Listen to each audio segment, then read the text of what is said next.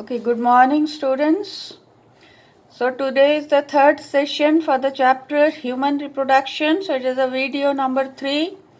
And in this video, we will be discussing female reproductive system. So, first we will discuss the structure and the function of the different parts of the female reproductive system. Okay, so the female reproductive system, it consists of number 1, a pair of ovaries. Number 2, a pair of oviducts. Number 3, uterus. Number 4, cervix. Number 5, vagina. Number 6, external genitalia. And number 7, a pair of mammary glands. Okay, so I repeat, the female reproductive system consists of the following parts. Number 1, a pair of ovaries, a pair of oviducts. Number 2, third, uterus. Fourth, cervix. Fifth, vagina. Sixth, external genitalia. And seventh, a pair of mammary glands. Now here you can see the diagram and the parts that were mentioned. So this is the diagram of the female reproductive system. You can see that this is here we have a pair of ovaries. So the entire reproductive system is located in the pelvic region, and these are the pair of ovaries. Okay, pair of ovaries. Then this is the uterus. This is inverted pear-shaped structure. This is the uterus. This is the uterine cavity. This is the uterine cavity. This is the uterine fundus, the body of the uterus. Then a pair of oviducts or fallopian tubes. So 1 and 2, a pair of oviducts. So ovary also 1 and 2. Now here you can see that the fallopian tube or the oviduct, it has 3 parts: isthmus, ampulla and infundibulum. Infundibulum is a funnel shaped structure, ampulla is a swollen structure, and isthmus is a narrow long tube. Okay, then this is the wall of the uterus. The wall of the uterus consists of 3 layers. The innermost layer, which is filled with blood due to presence of large number of blood capillaries, that is known as the endometrium. Then the middle layer is the myometrium, and the outermost layer, that is the perimetrium. So this is the uterine wall. Okay, then the narrow part of the uterus which opens into the vagina, it is known as the cervix. So this region is known as the cervix, and the cervix opens into the tubular organ which is known as the vagina. Okay, now one by one we will see the details that are required for your board examination or as per your syllabus. Okay, so ovaries are the primary sex organs in females. Okay, so ovaries are known as the primary sex organs in females. Why? Because they produce female gametes. That is why we call as the ovum. Okay, they produce ovum or the female gametes. That is why they are known as the primary sex organs. Now the size of each ovary is 2 to 4 centimeter in length. Okay. Then the ovaries are held in position. Okay. The ovaries are held in position in the pelvic region by means of this. Here you can see the ligaments. These are the ligaments. Okay. So they hold the ovary in their proper position. So ligaments hold the ovaries in position by connecting them to the pelvic wall and the uterus. So these are the ligaments are present which hold the ovaries in position by connecting them to the pelvic wall and the uterus. Now each ovary is covered by a thin layer of epithelial tissue. Okay. So each ovary is covered by a thin layer of epithelial tissue which we call as germinal epithelium. You heard this name there in the testes also. Okay. So each ovary is covered by a thin layer of epithelial tissue called germinal epithelium. The germinal epithelium encloses the ovarian stroma. Okay, the germinal epithelium, it encloses the ovarian stroma. I will show you the diagram.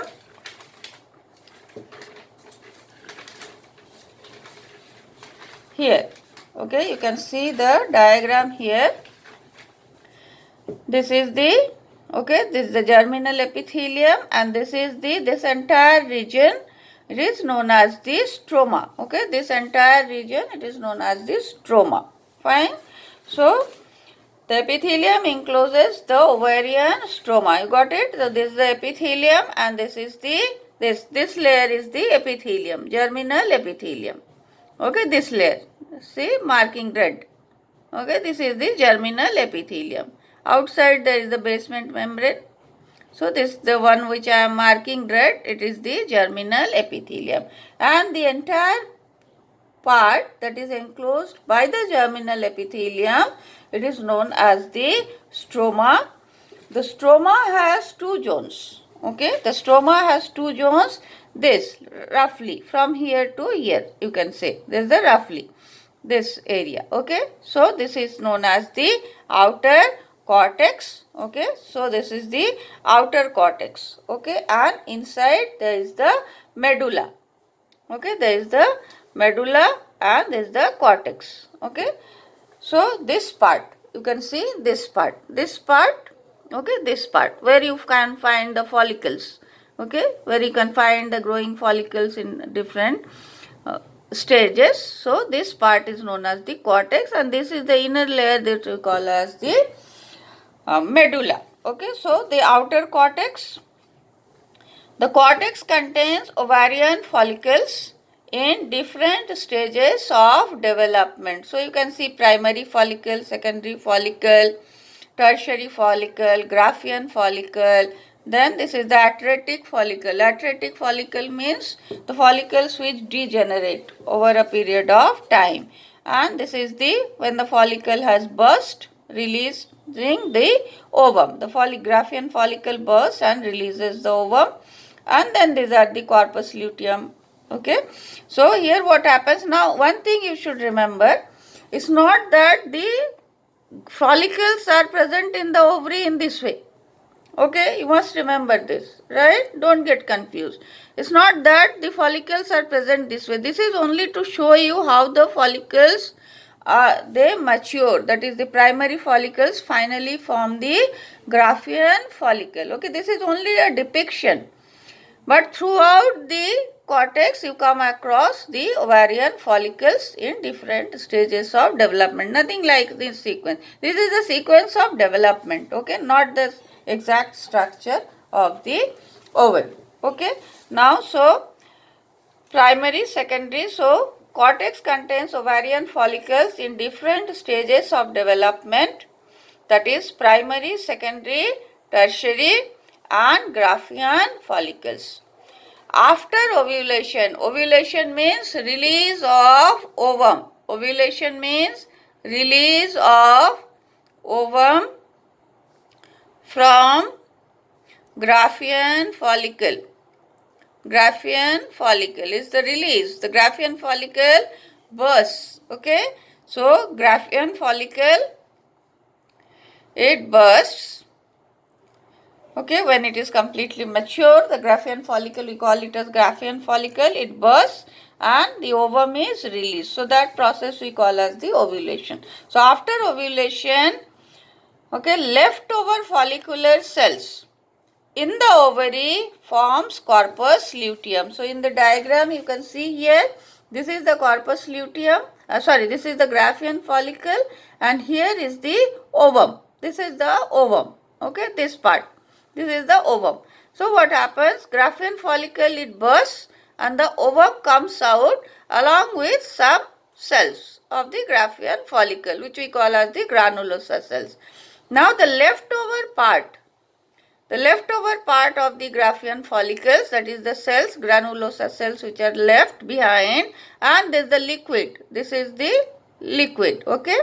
So this liquid and the rest of the cells, they form a mass of cells, okay, that we call as the corpus luteum, okay. And from corpus luteum, a hormone known as progesterone is produced. So after ovulation, leftover follicular cells in the ovary forms corpus luteum, okay. You have to remember corpus luteum, it secretes mainly progesterone, okay. It secretes mainly progesterone.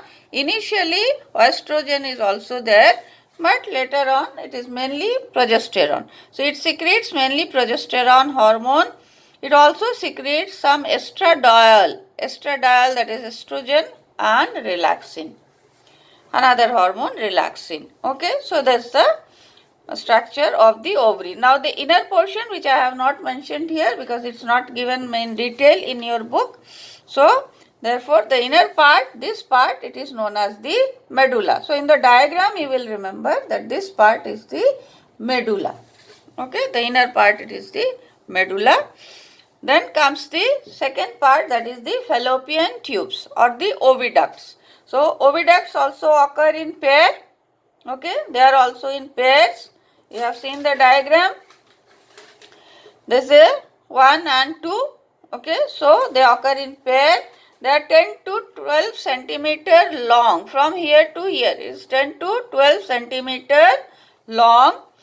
Then extends from periphery of each ovary to the uterus, okay. Extends from periphery of each ovary to the uterus. So here, this is the ovary. So from the periphery of the ovary, it extends up to the uterus. This part is the uterus. This part is the uterus. So it extends from ovary up to the uterus, okay. Each fallopian tube has 3 parts, okay. I told you each fallopian tube has 3 parts. So that is the ampulla, then isthmus, and the infundibulum, okay. Infundibulum, ampulla, isthmus, okay. This funnel shaped structure, infundibulum, ampulla, and isthmus. So each fallopian tube has 3 parts. Number 1, infundibulum.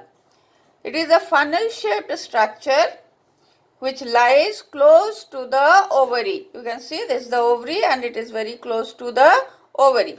So it is a funnel shaped structure which lies close to the ovary. The edges of the infundibulum has finger-like projections. Okay, the edges of the infundibulum has finger-like projections called fimbriae. Here you can see the diagram. These are the finger-like projections. Okay, these are the finger-like projections. They are known as fimbriae. So they move like this. They show this kind of movement. So what happens when the ovum is released? They just pick up the ovum like this. Okay, so the ovum is picked up. So they show this kind of movement. Okay, so you can see this is the this is the cavity of the fallopian tube and these are the fimbriae. So what happens when the fimbriae, they move like this and the ovum comes near, it holds the ovum and takes it inside the fallopian tube. Okay, so infundibulum is a funnel shaped structure which lies close to the ovary. The edges of infundibulum has finger like projections called fimbriae. Fimbriae helps in collection of the ovum. This is the function. Fimbriae helps in collection of the ovum after ovulation. Okay, so fimbriae. So from here what happens? The ovum is released. Okay, this is the ovum, suppose. Okay, ovum is released and the infundibulum, the fimbriae, they move like this. Okay, so what happens? The ovum enters into the fallopian tube. Then ampulla. It is the widest part of the fallopian tube. Okay, ampulla is the widest part of the fallopian tube. Isthmus is the short narrow portion of the fallopian tube that joins to the uterus. So this part, this is the isthmus. This is a very narrow and it joins the uterus. Okay, now fertilization. Fertilization, fusion of the male and the female gamete, sperm and ovum, occurs at the ampullary isthmic junction. That is, fertilization occurs at the junction of the ampulla and isthmus, which is very narrow, narrowest part. Okay, narrowest part of the oviduct. So for fertilization to occur, the sperm as well as the ovum must reach this narrowest part of the fallopian tube, that is the ampullary isthmic junction, at the same time. Okay, then only fertilization takes place. Now functions of the fallopian tube: it transports the ovum from ovary to the uterus, and second, the site for fertilization. So number one, transportation of ovum. So from where? Obviously ovum is produced in the ovary, so from ovary to the uterus, and is the site for fertilization. So of course what happens? Ovum is released from the ovary and then it is collected by the fimbriae and then it enters into the oviduct. Somewhere here, if the sperm and the ovum reaches simultaneously, then fertilization takes place and then the zygote, it starts dividing, and the blastocyst, by the time it reaches here, it becomes a blastocyst. It reaches the uterus. So that part we will discuss later. So functions of the fallopian tube: transports the ovum from the uterus to the ovary to the uterus, and second function, site for fertilization. Now next we come to the third major part, that is the uterus. So the uterus, this is also known as womb. Womb is given in your book. Okay, womb is given in your book. So uterus is also known as womb. However, it is also known as metra or hystera. These are also the other names for uterus. So uterus is known as womb. This one is given in NCERT book, but it's also known as metra or hystera. Now it is inverted pear-shaped structure. This is an inverted pear-shaped. Pear-shaped structure is like this.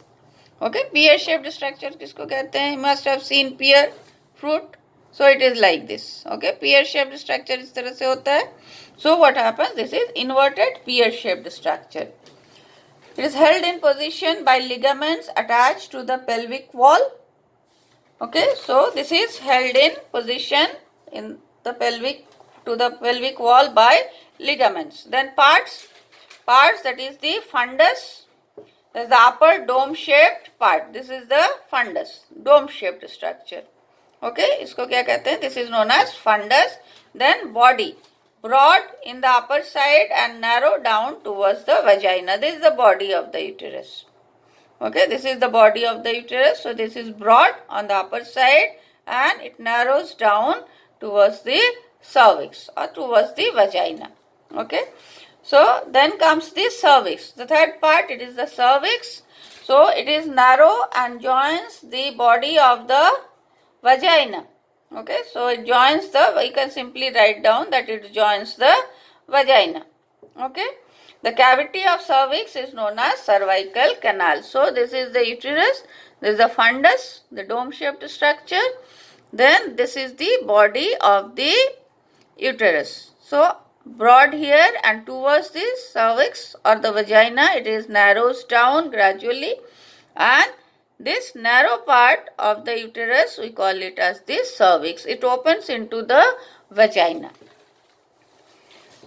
Then wall of the uterus. Okay, this is a very important part. Wall of the uterus, it is made up of 3 layers of tissues. Okay, wall of the uterus, it is made up of 3 layers of tissues. A, perimetrium. Okay, A is perimetrium. So it is the outer thin covering membrane. Okay, so it's the outer thin, is very thin covering and it's membranous. Then the middle part, it is known as the myometrium. So middle thick layer, Okay, so the middle thick layer, it is known as the myometrium. And so muscles are there. It is made up of smooth muscles, right? This is made up of smooth muscles, and due to contraction of the smooth muscles of the myometrium at the time of parturition means childbirth. The act of childbirth is known as parturition. So due to contraction, vigorous contractions in the muscles of the myometrium, the child or the baby, fully developed fetus, is expelled out of the uterus at the time of parturition. So myometrium, it's a middle thick layer made up of smooth muscles, and contraction of these muscles cause expulsion of the baby at the time of parturition, or that is delivery. And the third part, endometrium, is the inner glandular layer. Okay, endometrium is the inner glandular layer, and it is very richly supplied with blood capillaries. Okay, it is very richly supplied with blood vessels. Okay, so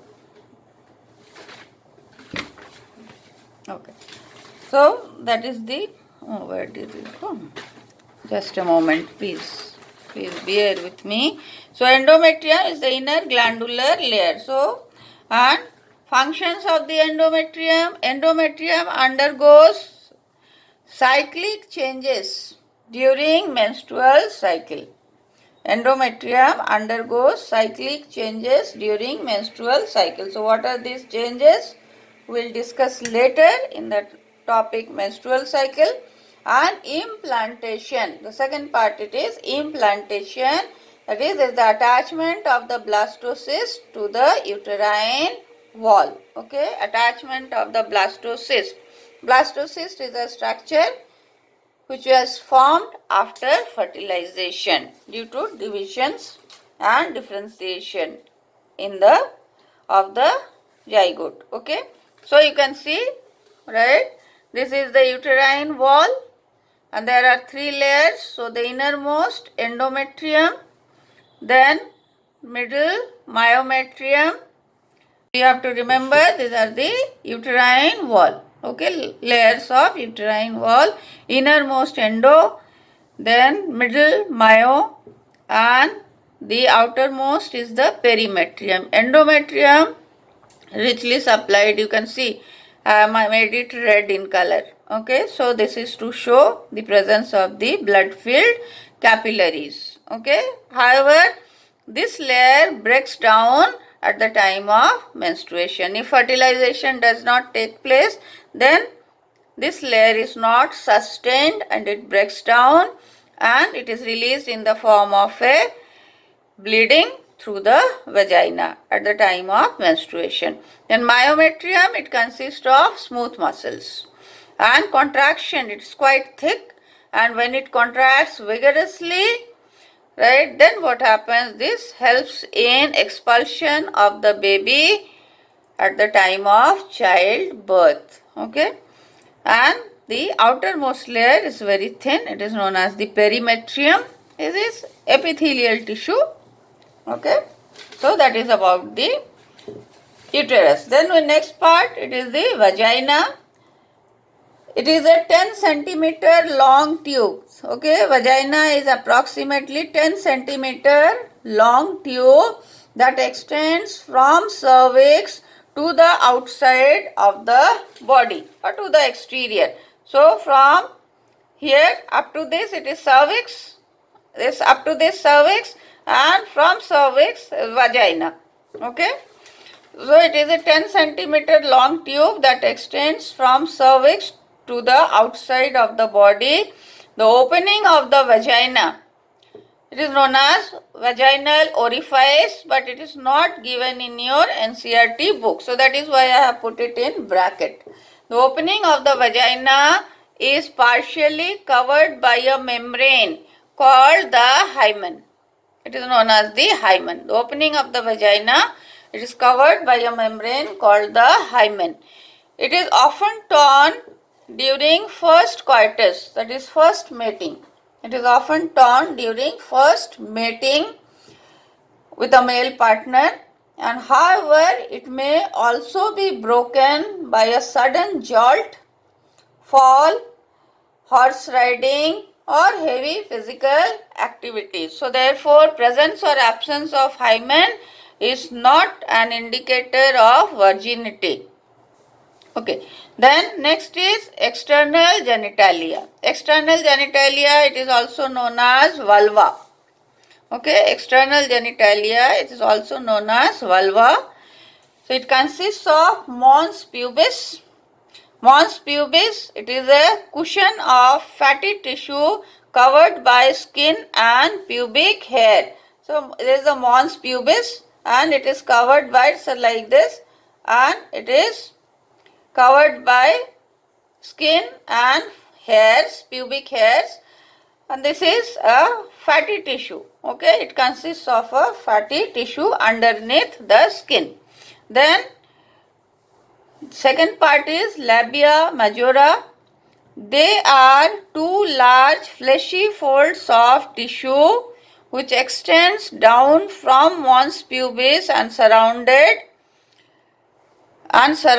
the vaginal opening. So this is the mons pubis now here, like this. This is the labia majora. Two large folds of skin. So that is known as the labia majora. It extends from the mons pubis. This is mons pubis. This part is mons pubis. There is the labia majora. Then comes the labia minora. There are two smaller folds of tissue. So here again two smaller folds of tissue. Two smaller folds of tissue which lie under the labia majora. So under the labia majora there is another two smaller folds of tissue which we call as the labia minora. The area between the labia minora is called vestibule. So this part, this is known as the vestibule. Okay, this is the vestibule. This is the known as vestibule, and this smaller fold of tissue under the labia majora. This part is the labia majora. So this fold of tissue, this is the labia minora. Okay, and then clitoris. Clitoris at this part. Here, at the junction of the two folds of the labia minora, there is a tiny finger-like projection. It is a tiny finger-like projection which lies at the upper junction of the two labia minora. So these two are the labia minora, and in the upper junction of the two labia minora there is a small tiny finger-like projection. This is known as clitoris. This is known as clitoris. Okay, and clitoris, it is actually similar to the male penis. Okay, clitoris is similar to the male penis. Now, so it is a tiny finger-like projection which lies at the upper junction of the two labia minora above the urethral opening. So here is the urethral opening and this is the vaginal opening. This is the vaginal opening. This is the vaginal opening and this is the urethral opening. So this is the opening of the urethral opening. So in females, okay, the opening for urine, this is the opening for urine and this is the opening of the reproductive system. They are separate. But in males, it is the same.